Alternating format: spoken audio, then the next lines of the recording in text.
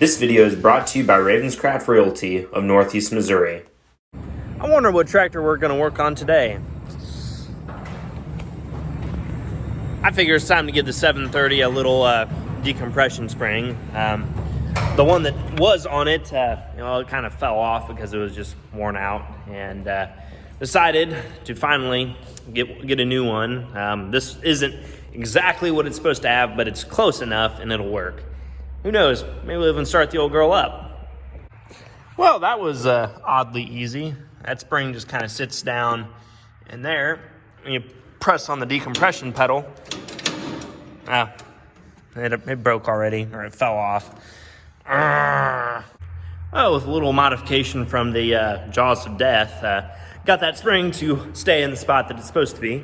Well, I think maybe we'll start the 730 up and take it for a cruise around the neighborhood. Maybe take it, well, I need to take it over to the house. One of the tires, or the front tires, it's a little bit low.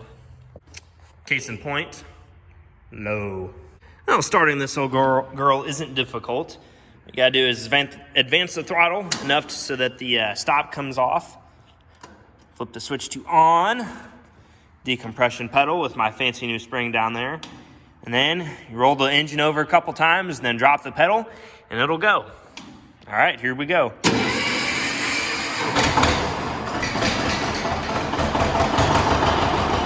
Nothing to it. Boy, what do you guys think of that sound? Should I pull my Kinsey with this? Nah, I don't think so. This thing is not nearly as nice to run as a 4020 power shift. Not at all.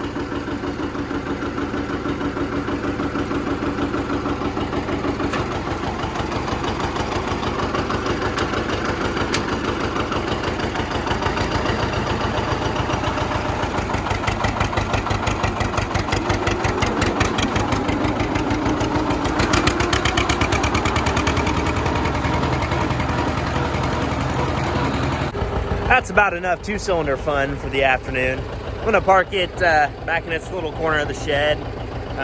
Once I get the 4020 done, I'll probably park it in this shed too. The planter and the other implements and the two articulated tractors, they live back there.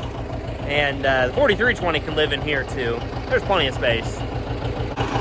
There's just something fun about a two-cylinder, but yeah, the 4020, much more pleasant to operate for any length of time, but this is fun for like an hour. Shutdown's pretty easy. Turn it off, throttle all the way down, and then when it stops rolling, take it, set the fuel shut off, and it'll be ready to go next time. I kind of got it squirreled away back here in the corner.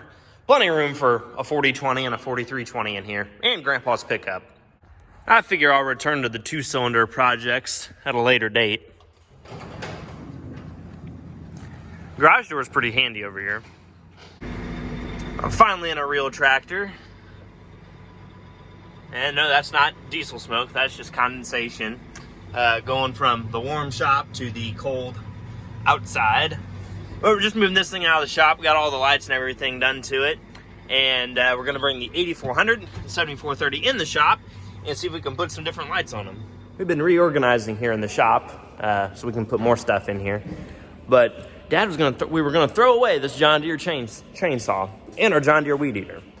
But I got it running. It took about 10 minutes each with some seafoam and some 10 or 11 care. And this chainsaw, this thing's awesome. So my grandpa bought this thing new, I don't know, mid to late 80s. I think Echo made these saws for Deere, but bought a new bar. This is the same chain. The old bar, it looked like a rainbow. It was all sorts of wavy. But thing starts up, just give it a little bit of choke. Well, you know what, I'll just start it just for fun. Choke it, throttle.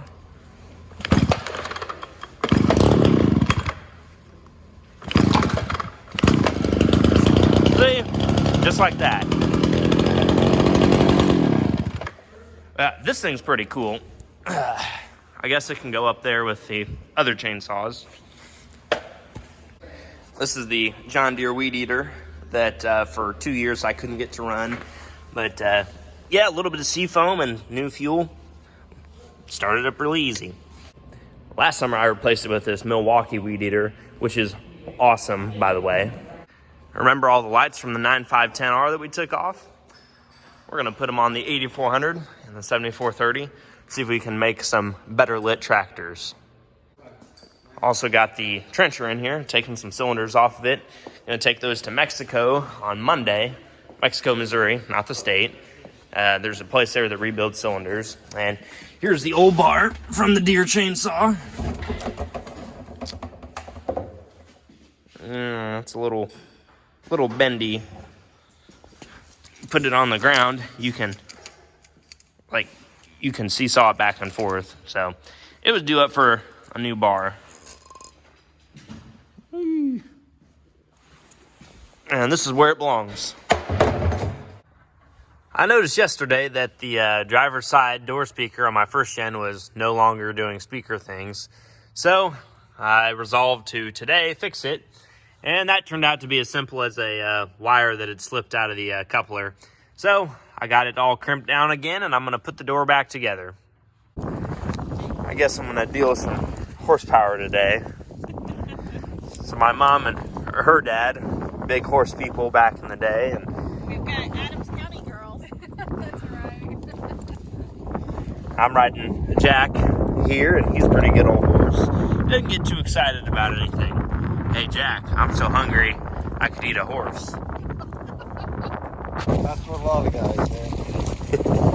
I can tell all figured.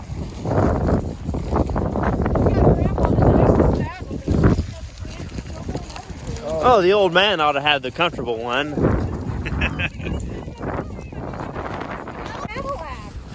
It's no 40-20, but this thing rides pretty smooth, and you don't have to shift it, and I can't break bolts off in it. So the 8400 is in the shop, and we took some of the lights off the 510, put them on the 8400. I had to make some special brackets for that, and do some special wiring back here, but they're significantly better than what we had. I'll take this thing outside and park it in the shed, and I'll show you how much better it is. This tractor smells like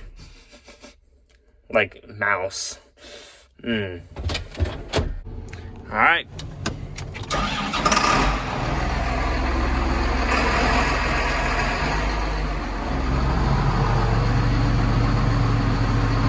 So the problem with the lights up in the grill is that the blade, when it's upwards, like you're going down the road, they block those lights. So I got two lights from the 9510, and they're pointing up, like right there.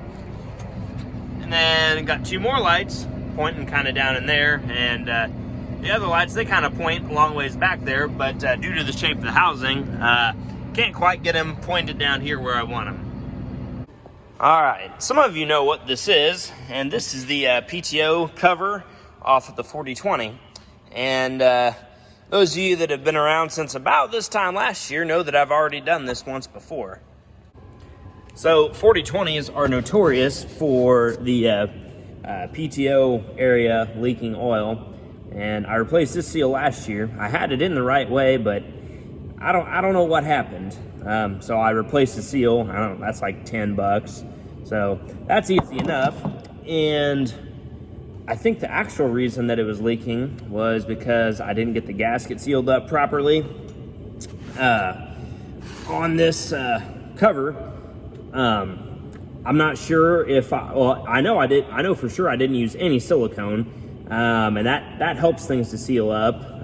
That's a cheap fix, and the surface wasn't actually that clean, and I'm gonna try it again. I cleaned up the surface really, really well, and I got the snap rings. The big one, it's not as bad, but the small one, oh my gosh, the first time that Dad and I did it, I required two people.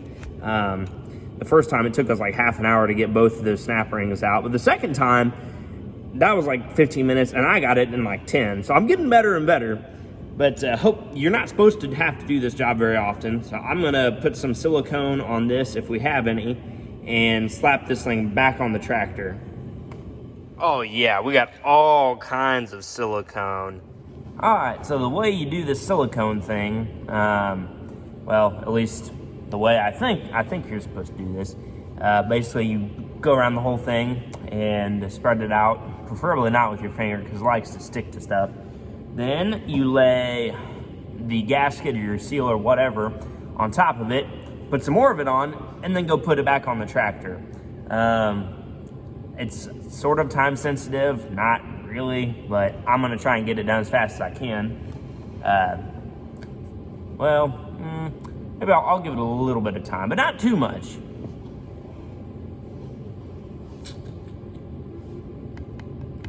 Oh, I get plenty of this stuff on there. Can't have too much.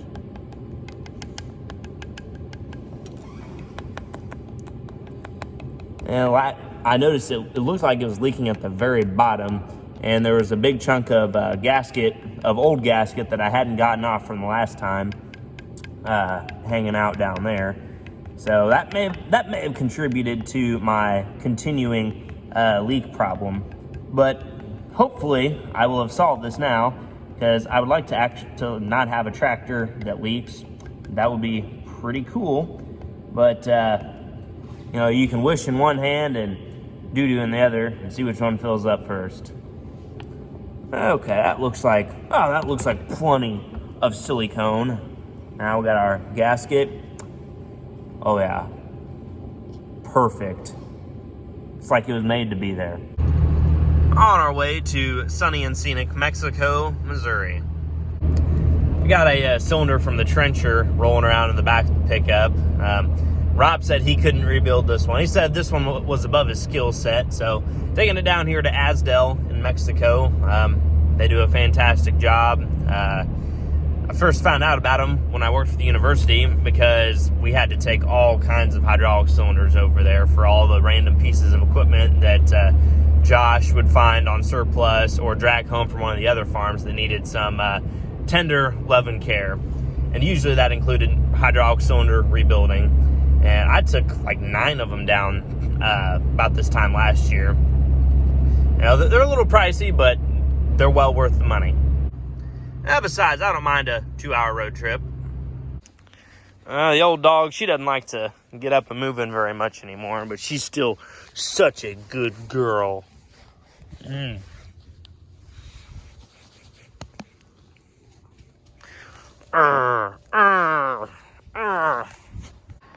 Today's interim project, while I'm waiting for stuff for that, is to fix the oil cooler on this lawnmower. The old one of the tabs that it mounts with broke, and this one's new. Luckily I had warranty on this thing, so this was at no cost to me.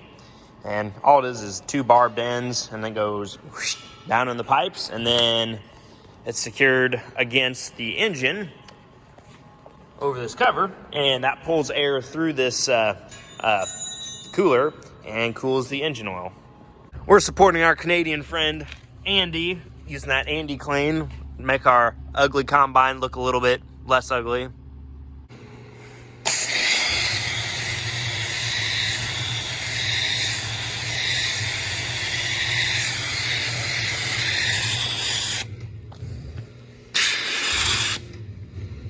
Before too long, we're going to be like those boys from Minnesota that have nothing to do but clean equipment all winter. Oh, that's not so hard. Now if we can just get rid of these floater tires and get LSWs back on it for less than $20,000, that would be cool.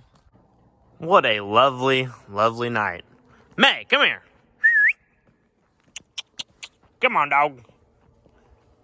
Woo woo. Who's a good girl? Well, like some folks say, every day is a blessing. I'm just so glad that I live in such an awesome place as beautiful, lovely, and scenic. There we go, Northeast Missouri. Fortunately, we have road salt here, so 05 Dodge, she's not faring too well. But the 92, that's my good truck, so it gets parked for the winter. All right, I got the 4020 put back together properly this time. I managed to put the PTO seal in backwards, not once, but twice. So that's beautiful. So I redid the whole thing. Need to get a actual third link pin back here, but so I can't move this drain pan until I get the planter sorted out and get the 520 out of the way. Well, I can squirm it in here, but need to get the planter done. That sounds like a tomorrow night project. All I'm doing to it is disc openers, which the front rows are already disassembled, ready to go. Now the seed tube guards are fine. Seed tubes are fine too. But yeah, disc openers. Well, with that, I think the video's about done. I got the oil cooler project. It's completely finished. My tools are as put away as they can be for the night, and I'm ready to hit it tomorrow morning. And tomorrow will be Tuesday, so I know I've said it a couple times, but I'm really gonna try and get back on the weekly video schedule. Of course, now I'm finding a little bit more inspiration to video. I don't know. I was just in a little funky kind of low spot. I don't know. I just didn't feel like videoing, but I feel like it now, and we have several things to work on.